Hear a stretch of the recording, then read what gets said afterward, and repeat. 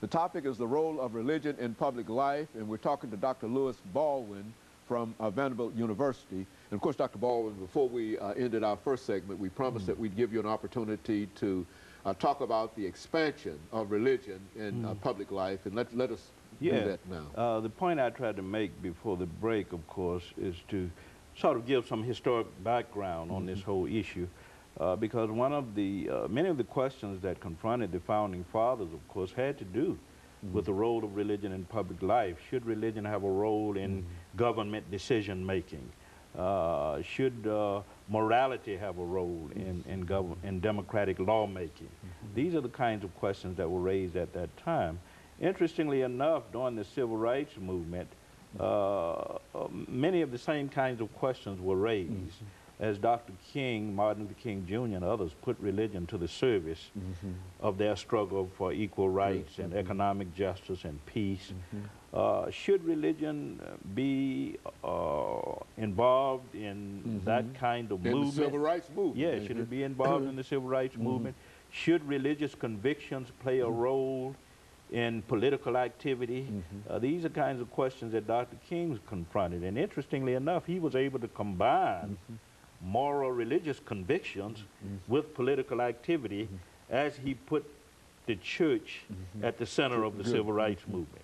As you well know, the church became a kind of power base for Dr. King and others, became a de facto platform, social and political base, as they struggle for racial justice, economic justice, and peace.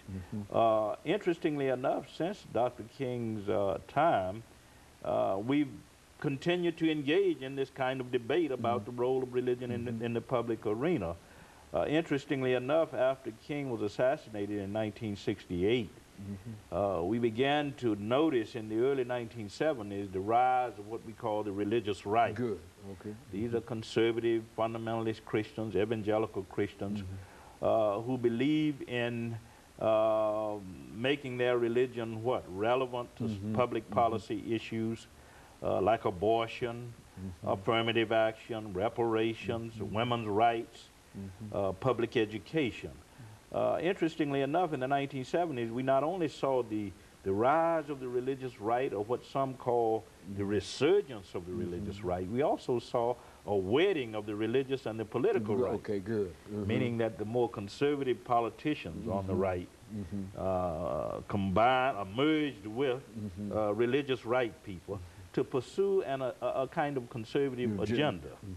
And interestingly enough, Dr. King was looked upon as a kind of model by people like Jerry Falwell, who founded the Moral Majority in 1979, those Christian evangelicals who founded the Religious Roundtable in 1980, Pat Robertson, Jerry Falwell, James Robertson, all of those who were connected with what we call televangelism or the electronic church, began to pursue a different kind of agenda.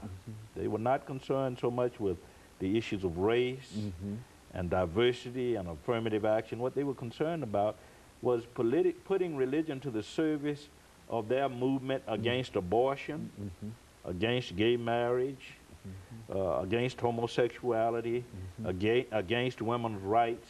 So I see a difference between what Dr. King was trying to do and what we see in more recent times with those who are part of the religious right.